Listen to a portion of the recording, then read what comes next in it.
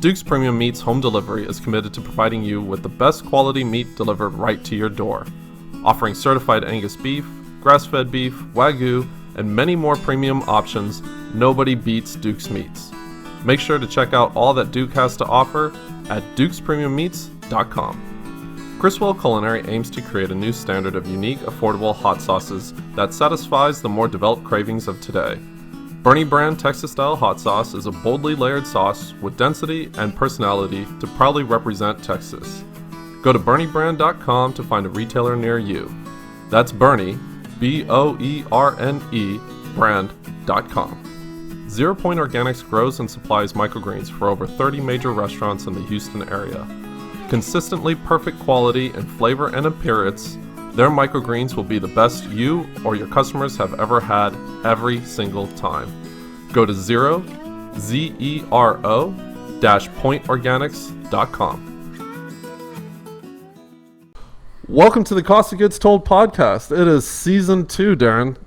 Season freaking 2, man. Is it? It is. Are you sure? It is, man, and I'm freaking amped. I'm sorry. I haven't been sitting next to you for a few weeks now, and as much as Did you miss me? I'd missed you. I don't know if you missed me, though. Okay, next subject. No, it's good to be back. It's good. I missed it. It's fantastic to be back. Seriously, there's a lot of things to be thankful for from season 1. I think one of the things that I realized was how much fun I have every week sitting next to you and talking shop to awesome business owners.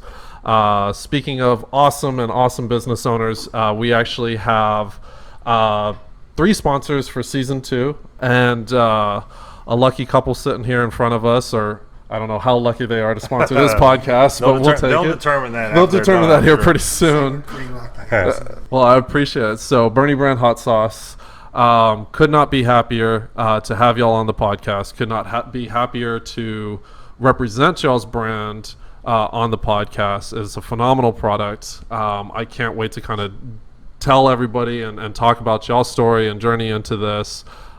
Just some serious hustlers that, we've had hustlers on this program before, but y'all hustle, and y'all hustle hard. So I think it's going to be awesome to talk to y'all. And they have gear now, too. They got swag. A lot of swag. Yeah, some badass swag. I remember the first time I met Justin, he had like a black trench coat on. He was like, hey, you want to buy some hot sauce? Like, dude, back up. I don't know what's going on. He's a hustler, though. He's a hustler for sure. Yeah. So why don't y'all introduce yourselves real quick and then just give us a quick little background on both of y'all's stories. So.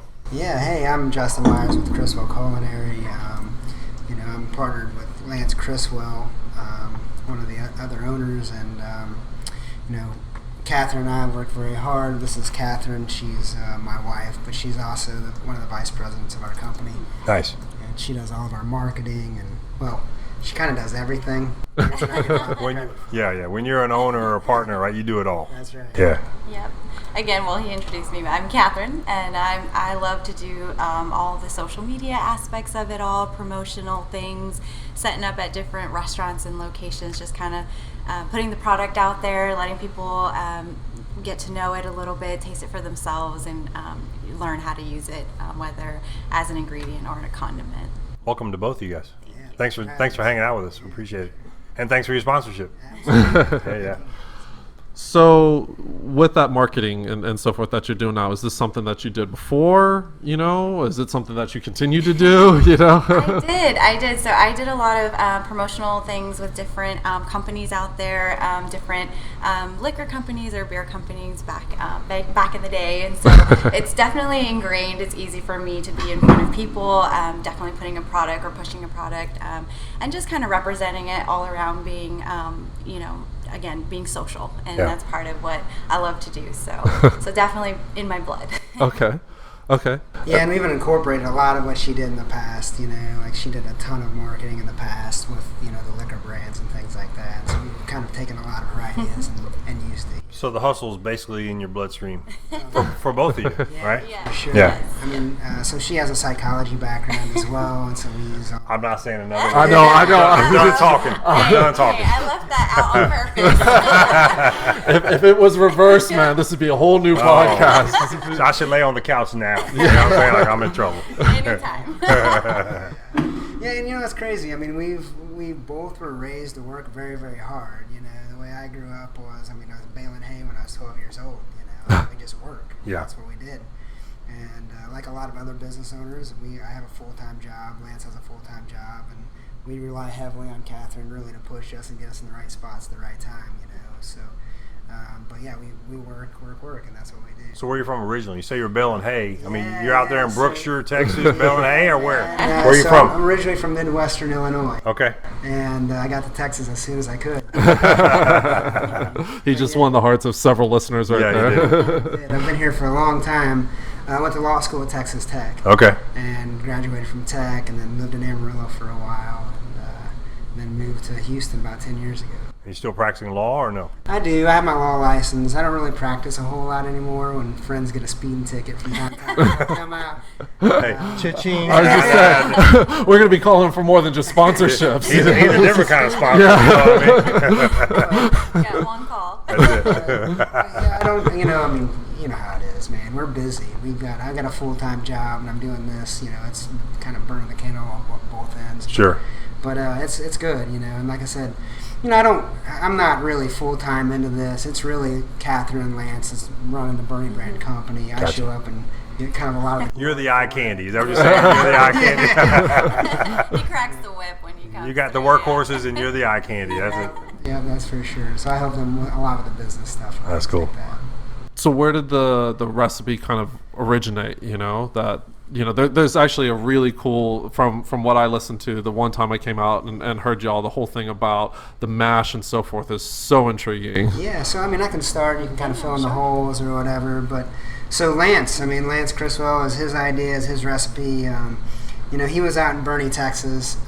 He was working for the Bohannons out of San Antonio. They were opening a restaurant out there, and so he was out in Boerne and he was looking around and they were opening this new restaurant in the middle of Texas, and he was using all these Louisiana-style hot sauces. And I thought, man, there's not a Texas-style hot sauce. Like, I could totally do this. I need some green jalapenos, I need some smoke flavor and things like that, and that's kind of what my idea is. So he started researching it and started trying to figure out what it is that he wanted to do exactly, and he wanted a fermented green jalapeno hot sauce. And many versions later, and having a fermented green hot sauce in your place of residence, fermenting and stinking that place up. Yeah. And so that's what he did, and blew lids off tops of containers and all kinds of stuff. But then, and this is way before I knew that he was doing all of that. He came over to our place one night, and he was cooking us dinner, and he said, "Here, try this." And we both tried this hot sauce. Hey, you're onto something. What you got here? And he said, "This is my next thing. This is what I'm going to do." And so I said, "Hey, if you ever need some help, give us a call." Yeah. And 2 weeks later, he called us and said, "Hey, I think we need to do something together." And so that was 2016. Yeah. And how did y'all know Lance? We were friends. Lance and I were friends. He was originally from Amarillo. I lived there for a number of years. Okay. We were mutual friends, and we both lived in the Woodlands. And so we both kind of got to know each other living in the Woodlands and having an Amarillo background as well. So he comes over to the apartment, and we just fell in love with the sauce. And 2016, we set up the company. We started, figuring out exactly how we wanted to set up the manufacturing of the sauce. And we were trying to figure out what we wanted to do. We actually had a lease on a building in San Antonio, and we were going to manufacture ourselves. Had a lot of equipment ordered, and we were ready to do it, and then kind of realized marketing and manufacturing ourselves was going to be a difficult deal. So we kind of hired some experts to help us with that. And it's interesting what we went through, going through that process, right? Kind of doing your due diligence and whatever. We went and, knocked on doors that said that they were manufacturers, and there was not a place that actually existed. So let me ask you a question for you. So you guys put a business plan together, right? And you're like, hey, we're going to do it all. Yeah. We're gonna lease a building, buy a building. Yeah. We're gonna buy all the equipment, which is a lot of capital expense. Yeah. We're gonna make the formula. We're gonna adjust the formula. We're gonna buy the bottles. We're gonna do it all. Yeah. And somewhere along the line, what stopped you? Because to have the epiphany in the middle of a business plan maybe it was a sleepless night. Maybe you woke up in the sweats. But what stops you in saying, hey, I don't think we have enough bandwidth to do it all? How's that happen? There's a lot of things that kind of happened in there. First thing that happened was, in San Antonio there was permitting. We had approval for a permit in the manufacturing facility, And then they came in and said, no, you don't have the permit for that particular residence. Me being a lawyer, I wrote in a clause in the agreement said that we could pull out if we needed to. Yeah. And we did. So we kind of walked away from that. And Sure. Like, wait a minute, time out. Let's regroup here. We have all this equipment. We can go in and set up the manufacturing. But then we started looking at it. What we kind of thought was, well, wait. I mean, there are so many other manufacturers that could help us. Yeah. Have A co-packer, maybe. Yes. Yeah. They have the certification requirements that are highly well rated. Have the food ratings that we needed and that we were looking for and things like that. And so, for us to get up to speed to that level and get there quickly, we wanted to do this the right way. Yeah. There's a lot of people kind of setting up shops out there and whatever, doing different sauces and things like that. And that's, we just wanted to be sure that we did it the absolute right way. We've hired food scientists and things like that to look at our product. We work with them regularly. And we just really wanted to work at it. And so we had to really regroup from there. Yeah. And then it took us another 2 years from after we walked away from that lease to kind of really, let's think about this and really do this the right way. Well, that's very insightful. And the reason why is because so many people who start, it's easy to start a business. Yeah, it's easy. It's hard to stay in business. Yeah, absolutely. So to have the insight, the foresight, and then even just the ability to pump the brakes, right, and go, I think there's a better way. Maybe not the long-term vision for us, but there probably is a better way to have a co-packer or something, which is really smart. A lot of small businesses don't get that. Yeah, and it's interesting you say this because looking back at it, I still remember sitting in my office at home and having conversations with Lance and going, no, we're coming to Houston. We're setting up our manufacturing deal here. We're going to do this. We're doing this on our own. We're going to do it. And then I'd go and I'd not sleep at night thinking about it, right? Yeah. So wait, let's do this. And it was, it was tough to find the right partner to do it and do it our way. Yeah. And so we found a partner, and we have non-disclosure agreements. Sure. That, whatever. But we found a partner who will go and set up the way that we do things, and we have full control over it. Right? We can go on site, we visit with them, we have full control over what we do, and when that sauce is bottled, it is 100% our sauce, start to finish. Sure. We don't buy mash, we don't take any shortcuts. It's our mash start to finish, and that's really kind of what makes us different. Gives you all the control still. Even though someone's co-packing, you still control soup to nuts. Start to finish. Good. Okay. And you say what was I wouldn't really give us a ton of credit for it. Man, that was your moment to shine. No, the reality is that it just kind of happened. All right. That way. We were blessed. We got lucky with kind of a number of different things. And looking around, we worked hard. I mean, it was. We weren't just jumping into something. We actually did our due diligence, and we went and visited the sites. We visited all the different sites, and that's one thing I would say is there was no shortcuts, right? Yeah, because I mean, you call it a hot sauce. I think it's beyond that because it's not just vinegar and spice and heat. There's so much more to it. So finding the right co-packer for that because it's such a specialized formula, going from 5 gallons to 500 gallons, there's so many different variables that can happen. And especially when you're using fresh product like y'all are, doing the jalapeno mash and a smoke element, that smoke element can accelerate ridiculously, Yeah. So. And then, so we talked to our food scientist on the phone, and she's like, I work with chefs all the time, and I don't really particularly like to work with chefs, but I'll work with you. That's what she said. Yeah. That's not good job security.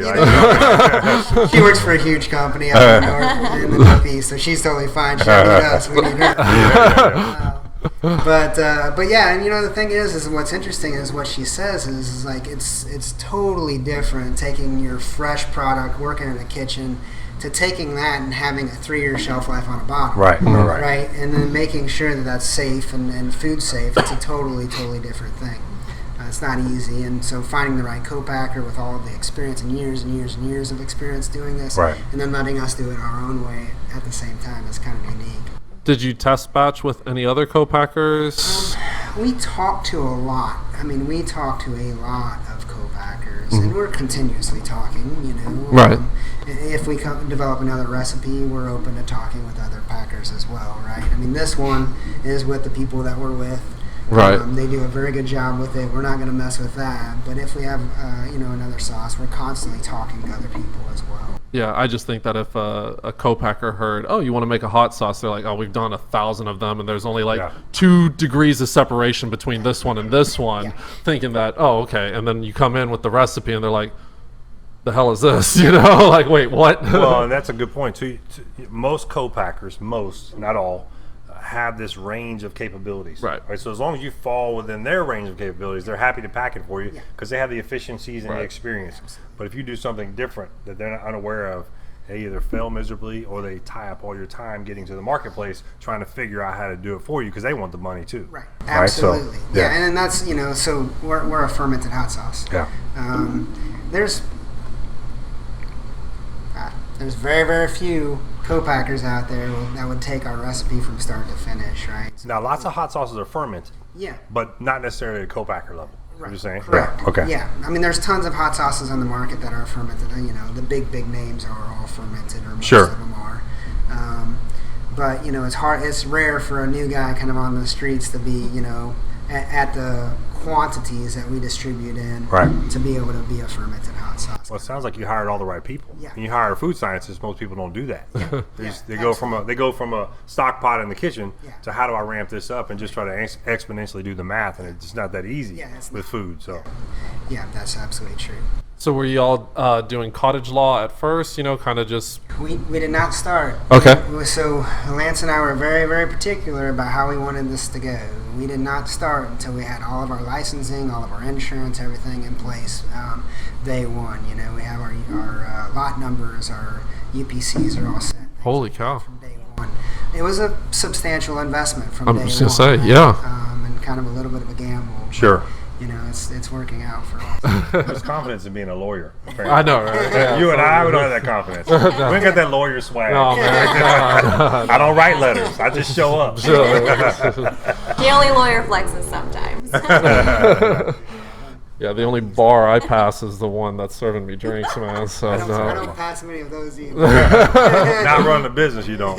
So let me ask you, when you guys had this business plan, did you want to target first retail? Did you want to target food service? Did you want to do something different? What were we going to do? Well, what was the plan? I think initially the idea was retail, retail, and then, it slowly started to change a little bit. Our eyes started to open the more we were in it and learning more about the business, because it's a foreign language just kind of entering this business. But as we learned, I think, again, this is chef inspired. It's an ingredient and a condiment. So it being an ingredient was that the restaurant appeal. It's like, why aren't we in restaurants? Being able to be cooked with or be served with, whether the customer or clients choose to be, eating with it as an ingredient, integrated in their cuisine. The chefs being creative, getting wild and crazy with whatever they want to do with it on the menu and integrating it that way. Or the customer just putting it on their favorite dishes as they want, So I think both retail and restaurant started to be more and more attractive for us. Yeah, and I would think you guys, the partner being a chef, right? Of course, the evolution is it's going to be in a restaurant for sure. But my question would be is how many actual bottles can you sell to be in the kitchen? I know you can sell them to be on the table, but now you're competing with the other 4 or 5 very popular brands from our, from our Western friends, our Eastern friends in Louisiana. But then to me, it seems like a very hard place to be. But y'all are doing very well 3 years in. And it's an extremely crowded space. Yeah. I mean, there's no doubt. Like, if we were starting a hot sauce company right now today, I'd probably. If you told me like hot sauce or spices, I'd be like, man, forget it. Yeah. You walk into any grocery store and it's just packed, right? Yeah. Oh, absolutely. Yeah. It's an extremely crowded space. I mean, I still believe we have a little bit of a different product, right? And so, we go sit with Chef Ojan at Cisco, and Chef Ojan's like, holy cow. This is an ingredient. Yeah. Like, this isn't a retail item. I mean, it's not necessarily, it's a condiment, but it's also an ingredient. Like, I mix it in my eggs and I cook it in the morning, and this is what I eat for breakfast. Sure. Right? And so, Lance's original idea really was kind of, it can be used as a condiment. Like, we use it as a condiment, right? All of our friends and all of our loyal supporters, they use it as a condiment. But really, he kind of wanted to be used as an ingredient. Yeah. And so, we're packing now and half-gallon sizes and things like that to be used in the kitchens as well. Sure. I mean, more and more and more. I think kind of as a way to get to the market, I mean, it was definitely retail. And well, I'll tell you a story. So Lance and I, we were 2 weeks away from getting our first bottle, right?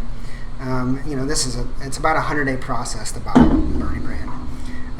And so we're 2 weeks away, and he received the first kind of sample bottle of Boerne brand. And so we had all of our meetings at a bar right down the street, really. Perfect. That's a perfect place. Right. That's so corporate. Hey man, let's meet at the same bar, same spot, same time. And we were meeting weekly leading up to this because we know there's a lot of things that we had to do to get this done. Yeah. And so we're sitting there and we're trying they nailed it. Our co-packers absolutely nailed our recipe, and we're like, oh yes, thank goodness! Batch one's awesome, on point. And so we're sitting there, we're looking at the bottles, and it's like, these 8-ounce bottles, and it's like, man, this looks great. This is so we're proud of ourselves. We actually did it, right? And so the guy sitting next to me goes, hey, what is that? And I was like, oh, this is Boerne brand Texas style hot sauce. And I was like, can I put that on my burger? Like, sure, man, go ahead and use it. And it's like, he tries it and goes, whoa, this is really good. And so he takes it and he dumps it all over his burger. And so Lance and I are looking at each other. By the way, that's $7, sir. Yeah. No, the R&D on it was $700. Or 2 for 10. Or whatever you want. Right. And so next thing I know, there's a guy from across the bar comes walking over, and he says, here's my business card. I'm a buyer for Phoenicia Specialty Foods. I heard the whole story. You don't have to say a word. When you guys are ready, call me, and you're in both my grocery stores. That's cool. And I say, well, Lance, go get your business card. Go get 2 bottles of hot sauce and give it to him. You know what I'm saying? And so he did. And Lance, ever since then, we have a great relationship with Phoenicia Specialty Foods. But we were in retail before we actually were even in the bottle. That's we had a awesome. deal, and that was our first. Very nice. And so it's been, ever since then, I take this and set this on the bar. And we talk about You're like, can lightning strike twice? It's kind of interesting how things work, and we're all, so we have a great team of people that work with us, right? It's Catherine and I, of course, Lance, and then Molly and Brandon Allen also do all of our markets with us. Okay. And, all 5 of us, we're extremely passionate about the product. We believe in it, and we're constantly talking about it, how we can improve things, from a marketing perspective and things like that. And so it's kind of working really with the 5 of us out there just talking about this all the time. It's starting, at least around Houston and kind of throughout Texas, it's really starting to kind of pick up. Very cool. Well, that's a great stopping point then. We're going to break for a word from our sponsors. Sponsors. Yeah, sponsors. And we'll come back and we'll talk about, how the markets have grown, how y'all have grown, and I'll get there eventually with my throat, and what the future holds for y'all. Cool. So perfect. We'll be right back after a word from our sponsors. Criswell Culinary aims to create a new standard of unique, affordable hot sauces that satisfies the more developed cravings of today. Boerne brand Texas-style hot sauce is a boldly layered sauce with density and personality to proudly represent Texas. Go to BoerneBrand.com to find a retailer near you. That's Boerne, Boerne, brand.com. 0 Point Organics grows and supplies microgreens for over 30 major restaurants in the Houston area. Consistently perfect quality in flavor and appearance, their microgreens will be the best you or your customers have ever had every single time. Go to pointorganics.com. Duke's Premium Meats Home Delivery is committed to providing you with the best quality meat delivered right to your door. Offering certified Angus beef, grass-fed beef, Wagyu, and many more premium options, nobody beats Duke's Meats. Make sure to check out all that Duke has to offer at dukespremiummeats.com. I applied to a number of different law schools, kind of through Illinois, Michigan, and whatever, and then I also applied to Texas Tech because of that. I spent a lot of time in Texas, got a lot of relatives. Okay. And so when I got accepted to Texas Tech, I'd never actually really been in Lubbock before, and so I just accepted it. And we went, and we packed up a truck and we drove down there, and this was the first time I ever showed up, and I thought, Oh, no, what did I do? And so, yeah. That's exactly what I said when I visited Lubbock, too. Yeah. What the hell is that? Oh, it's tumbleweed. I saw that in a John Wayne movie one time. Yeah. And how did you two meet? I hit on Wait, somebody's parents. Oh, yeah, that's true. Yeah. Well, my friend hit on you for me, actually. So I was actually standing at a bar with Lance. Okay, and we're on a rooftop bar. And I'm standing there talking to Lance and mind my own business. If he said I had a bottle of hot sauce and she came up to me, I'd be like, dude, that's a freaking sign, you know? You're hot. No, the hot sauce. Something like that. Welcome back to part 2 of the Cost of Goods Told podcast, season 2, episode 1. We are, again, just so fortunate to be doing season 2. And a major part of that is because of the two sitting in front of us, plus Lance, who couldn't make it tonight, but we know he's working like crazy. Poor guy. Somebody's got to pay the bills. I think part 1 we were kind of just talking about leading up into that like almost first sale. That was actually going to be my question, was like, what was that first sales pitch like? Not knowing that somebody walked up and said, hey, I'll take cases, you know, without having to pitch something. But why don't y'all kind of talk about like that first, that I would say, you know, what it took, you know, after you got the sale, you know, and they said, hey, we want it. All right, how do we get it to them and everything like that? You know, I think what my mind goes to is like our market setups. I think Justin really wanted it to be out there, and a lot of the markets, like the vendor markets that are being set up, all the pop-up shops, those have been our best friend when we are out there and just kind of doing the hustle in that way. But first sales pitch, I can't remember how it all went, but I know we have refined it and really worked on it. My psychology background has really helped in that, I will say. Just kind of tweaking here, tweaking there. Finesse is really kind of the delivery, and just really kind of making it simple, but really getting our point across in the ways that it tastes and the ways that it can be used are the two aspects, I think, that are on my mind. But really just delivering it in that way, and then gaining people's feedback was the other part of it too. It's just really listening to the people that are trying it. You know, delivering is one thing, but also gaining their feedback, also giving it to Chef Lance and letting him understand what we're hearing, what we're also understanding they want and they like, and things like that. So.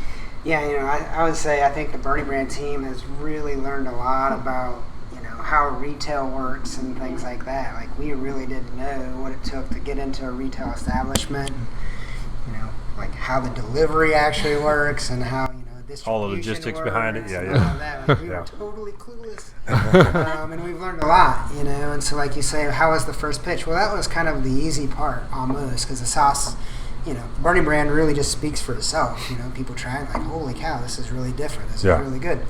But then, like the logistics of it, that's a totally different thing, and how to get through distribution and things like that is just a totally different world. Kind of like one thing to cook, it's another thing to run the restaurant, you know? Yeah, absolutely. Yeah, for sure. I mean, and so it's been a huge learning process, I think, for the whole entire team to go through this.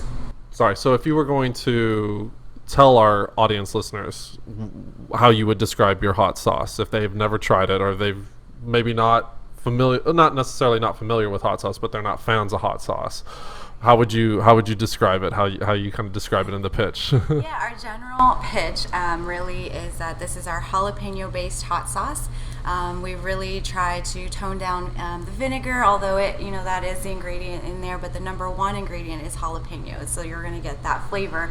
It's Texas style, and so what we were hoping for that is the smoke flavor, the garlic flavor kind of getting in there, and so something that you can combine but not overpower or overwhelm your palate, but also definitely not your food and what you're eating, something that you can enjoy and also have that heat level that you're looking for, but not overwhelming you and fanning your mouth or grabbing that water to chase it down, but something tolerable, something enjoyable, to really just again combine with food really well. And does it have a smoked element to it? It does. So it has like smoke element, garlic element, and that again I think was what Chef Lance was hoping for as far as that Texas style and inspiration there. Yeah, with so many hot sauces out there, like the first thing you look at ingredients, and you're already smiling because you know the first ingredient is usually some sort of water or vinegar, right? Yeah. And obviously on yours it's jalapeno peppers, right? And then it goes from white distilled, and then the rest of the things, right? Sugar, water, sea salt, which is really good instead of iodized salt. It's a clean label. You can pronounce everything on here, and then it's minimal ingredients at that. You asked the exact question I was going to ask. Yeah, sorry. No, which is fine because I know that you guys do a lot of sampling. I know that you go to a lot of markets. You set up a tent. You're hustling. You're working hard. And it's easy to sell food when you get it in somebody's mouth. They either like it or they don't, right? And then because they can distinguish between smoke or vinegar or jalapeno. But I also like that it has a viscosity that's thicker, and it has particulates in it, which helps hold on to food better, as opposed to other sauces that are either put through fine sieves or even filtered. So you just have like this liquidy substance that goes onto things but doesn't hold on, right? And so I like the fact that it's a little bit thicker. It's got that substance to it, and the particulates, you see the jalapenos in there, right? It's not made up ingredients. It's real. So we do this all the time, right? We take the bottle and we show it to people and we're like, look, this is our number one ingredient, jalapeno peppers. This is not a mash that we buy and kind of manipulate and things like that. It's actually true jalapenos that we grind up and produce the sauce out of it. I'd say this, we say this all the time, we're a very Boerne brand's a multi-dimensional hot sauce, right? So there's tons of different uses for it. We use it on all kinds of different foods, and just really anything that you want to kind of enhance the flavor of food, but not overpower with overpowering heat.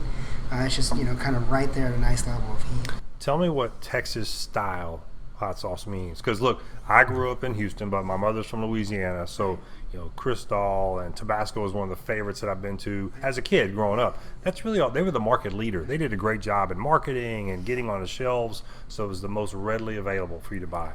I know what Louisiana style hot sauce is. What's Texas style? Yeah. What's that mean? So it's a great question. I think, so you go to a Mexican food restaurant, you get green jalapenos in Texas, right? You go to a barbecue joint in Texas, you're going to get sliced green jalapenos. And so Texas style, the first thought was like a green jalapeno hot sauce. And then behind that, there's like real smoke flavor. So pretty much all the different types of food in Texas has some type of smoke element. Sure. And so that's what Chef Lance was going for when he was producing the sauce or creating the sauce, was green jalapenos with some type of smoke characteristics behind it. Yeah. And that's exactly what he was trying to. Well, if that's Texas style, I like Texas style. I still like Louisiana style hot sauce, but I like Texas style too. And I think it's a huge learning process for us. Still we walk through, you walk by a taco shop. They all have the Louisiana style hot sauces sitting in their shop. They're almost all red, right? Yeah. And so it's kind of almost we're not only up against a very crowded market space in the hot sauce industry, but also kind of the line of thinking like, when you use a hot sauce, it needs to be a red sauce, right? We're a green sauce, and people look at us like, wow, it's a green sauce, that's different. But that's our Texas style hot sauce. Yeah. That's what we were intending to do. Yeah, it's good. It's really good. So what was the next stages, kind of as y'all, hey, we just got on the shelves of Phoenicia. All right, now what? Yeah. So we were sitting with literally pallets of hot sauce, looking at each other like we have one grocery store that's selling this. What are we gonna do, right? What's the game plan? Because y'all, like you said, y'all really did take a leap of faith of doing all of that work beforehand without like, okay, we're going to go and do it at the farmer's market here and, get some people excited or whatnot. Y'all. Yeah, so I would say, it's interesting when we developed this and had the business plan, really the farmer's markets and those types of the markets around town through Houston wasn't even in the plans. We kind of, I would say maybe somewhat naively thought, man, this is a really good product. We're just going to sell it, and it's going to fly off the shelves. And so we kind of had to regroup a little. And so we got into Phoenician. We're all excited. We're in this grocery store. This is going to happen. It's happening. And then we sat and looked at each other. We have all these pallets of hot sauce to sell. We're like, what are we going to do? And then we worked, right? And so we kind of, as a group, Catherine and I, Molly and Brandon, Allen, who are in the Woodlands, we all kind of sat down and go, all right, guys, let's divide and conquer. Let's go out there and get this product out in the market. And so that's what we did. Every Saturday and Sunday for probably 14 months now, we've been out there just trying to get this product in the market. I think that really was the motivating factor, is like, okay, we naively maybe have moved forward with this, but not so much so to not do enough research to really know and get inspired and motivated enough to like, okay, now what? Now what do we got to get in gear and push this, ourselves and put the blood, sweat, and tears. So into you didn't. it. So what you're saying is you didn't ride out in the sunset after the Phoenician. Yeah, right. Man, look at that! Look how easy that was. Just kept going to bars and setting it down and catching accounts. I mean, and not a lot of people would have done that anyway. But it is kind of easy to sit back and go, "That's a home run." Yeah, right. What bar are we going to next? Right? Yeah, no, and it's interesting. We've created just fantastic partnerships with people that I never would have imagined that I would got to meet and get to know. The Buckmans at Corkscrew, Eager Barbecue, like all of these guys have just kind of, Daddy Duncan. Yeah. Oh yeah. Hey, we're fourth on the list. Yeah, right. I'll take it. I'll take fourth on the list. That's all right. But it's true. Like all of these people, are very well known, and we're friends with them now. And it's like super cool. We've gotten to know these people, and Nicole at Corkscrew, she came to me. She's like, we get approached by so many different people to have their sauce in our restaurant. And I've told them all no, and we brought you guys in, and it's like, all based on your sauce, and Boerne brand in particular, and like the flavor of Boerne brand is something different. I absolutely love it, and so that's why you guys are in our restaurant. That's awesome. Like just a huge compliment. Yeah, absolutely. Yeah, because she's a tough businesswoman. Yeah, no, she's a fantastic person. She's a great friend, but she's a tough businesswoman, Absolutely. right? So yeah, But can you imagine? I mean, it's like you said, it was the same thing like in the restaurant or whatnot. Like you constantly have vendors constantly trying to sell you something. It's like, I'm just like, eventually it doesn't matter if the product's the best thing in the world. I'm just numb to everything, And so, literally if I'm tasting hot sauce, I'll get numb to everything. So. And so I had to follow Lance's direction a lot and kind of his experience as a chef, because it's like, hey man, in this type of a world, like I'm approached all the time, from different people trying to sell things to me, and so it was a different approach for me, I think, to really kind of have a little bit of empathy and understanding what another restaurant might be looking for. Sure. That's good insight too. Yeah. So and a guy like me that used to call on thousands of restaurants in his career. Yeah. You'll learn. You don't know that in the beginning. Trust me, Right, because I had a lot of doors slammed in my face over sure. nothing. Yeah. But then you realize after a while that these guys they're just people too. Yeah, They're exhausted. absolutely, yeah. So your sales approach changes, and sometimes you just go eat lunch there, make eye connection, leave a business card. And so it sounds like you're doing the right things. Yeah. For sure. For audio listeners, we have the first couple people for the surprise. No, it's okay.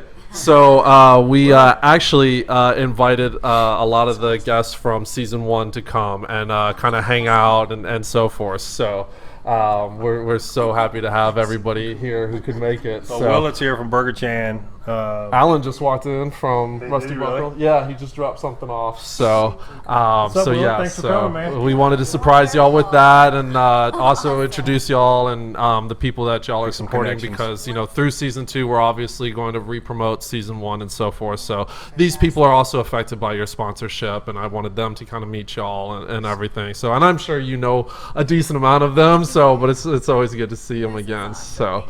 But yeah, so audio listeners, if you want to see that, just tune into the YouTube channel. We'll have video of this, and then also part of the party as well. So kind of all tied in together. So I thought it'd be a lot of fun to do a season 2 launch party, type of thing. So yeah, so. I apologize about that. So I kind of lost track, but I was gonna ask something though too, from a salesperson background. So like the one time I came out and shot some video, it was Lance kind of talking to to a sales group and so forth, and how he's trying to describe it. And I mean, it could be very easily where like those guys got that glossy look over their eyes or whatnot, and no matter how good the product is, depending on the day, it could gloss over. But these guys seem really engaged and so forth. From someone who's had to call on multiple retailers, if someone was to say, I got a green hot sauce, what's your initial reaction to something like that, well, I mean, from the sales perspective, the first thing I want to do is what Catherine and Justin do, is that's get them in their mouth. You got to make them try. Food is something that's subjective. But if you can get them to taste it, you already have some buy-in right away because they're engaged in the process. Right. So the first thing I would do is say, hey, what's a good time to stop by? I got something sauce I want you to try. I think it goes well with A, B, and C. And by the way, I brought them all for you. Yeah. Right? And so you put that condiment, that sauce on that item, and you say, tell me what you think. Tell me about your feedback. How's that fit? What do you think you could do with this? You get their creative juices flowing. They start talking about how they can use it in their own restaurant. The next thing you know, they're buying a case because they're already engaged and they've bought into the process of, I can use it on tacos, I can put it in my mashed potatoes, I can put it in my grits, I can use it on the brunch. And you're like, guess what? They're $7 each or 2 for $10. I like it. And then you just follow up. You say, hey, what'd you think of the sauce? Oh, by the way, I brought you a free bottle, right? Thanks for your participation, that kind of thing. And then they're buying cases of it because their customers like it too. If you can get management buy-in, chef buy-in, then everyone else will follow, right? It's like tell the head what to do and the body will go with it. Right. It's the exact same thing with getting somebody to buy in on it. At least that's my opinion. Very cool, because that's his background, and so it would be interesting to kind of catch it from what he's thinking, and obviously what y'all are experiencing, Yeah, for sure. I mean, so my full-time job, I've got a kind of somewhat semi-sales background as well, and so I kind of understand the sales side of things as well. And so we've kind of been able to combine a lot of those kind of experiences as well. Totally different type of buyer industry. Things like that. It's not food related, is that right? No, that's correct. So y'all have also kind of like what you were talking about earlier on was saying like, oh, it's a whole new world, it's a whole new language and so forth. Y'all have still kind of run into that with some of these, not big box guys, but these big box guys that have approached y'all and, kind of going in, getting things lined up, I would say I'm more geared to those types of meetings. Like I understand what it is to go into a professional meeting with a big organization. Yeah. Like I can handle that all day long. Okay. And so, we've had tons of those. I mean, we have a full sales team throughout the state of Texas. I think we have 19 sales guys working for us. So we're really working on trying to, grow the business as well. And we are talking with some kind of bigger box guys, I guess. But our bread and butter is really local. Right. Yeah. But you've got guys that are not only endeared to your product, but endeared to the neighborhoods that they work in, like Will and Nicole up at Corkscrew. I mean, you couldn't ask for people who are just in love with them. Even Randy Duncan, Katie just embraces this guy, So, like, those are not only... They may not necessarily be brand ambassadors on the website or whatnot, but they're brand ambassadors. Yeah, I mean, their sauce is out on the trailer, right? When people are grabbing food, it's right there. Right. So... Yeah, and Chef Randy's been awesome to work with as well. I mean, he was one of the first. He actually he's fantastic at marketing himself. Yeah. He's just great at it. And so, but he reached out to me and said, hey, you want to collaborate? I'm like, absolutely, let's work together. We went out and That's the best feeling when we're being approached or reached out to kind of partner that way, Yeah.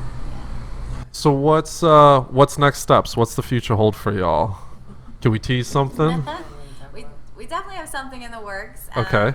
I don't know how else to say it without Stay tuned. Spoiling There's it. some cool things coming up. So is it fair to say that the jalapeno's doing very well, right? Absolutely. And so maybe it's a line extension, maybe it's a secondary product. I don't know. You're going to sell hairbrushes. I mean, I'm just saying, maybe bibs. I mean, no, but seriously, I mean, you obviously if you're doing well. We have something more flavorful, maybe just as flavorful, using this as a launching product with it, and it's going to be just as good, and I think it'll do well with tacos too. So I feel like asking the question like I'm in New Mexico: green or red? Stay tuned. All right, okay, all right. So I guess people are going to have to find y'all on Instagram and on the website and so forth. Can you give us all of those so that they can stay tuned and be up to date for it? On Instagram, we're at Boerne Brand, and our website is boernebrand.com. And so we're on Facebook as well with Boerne Brand. Our page is there, and so we're daily on it, and you can always reach out to us. We are readily available. Very cool. And if are there spots that they can get it at? Y'all are at the markets. Where can they find the sauce now?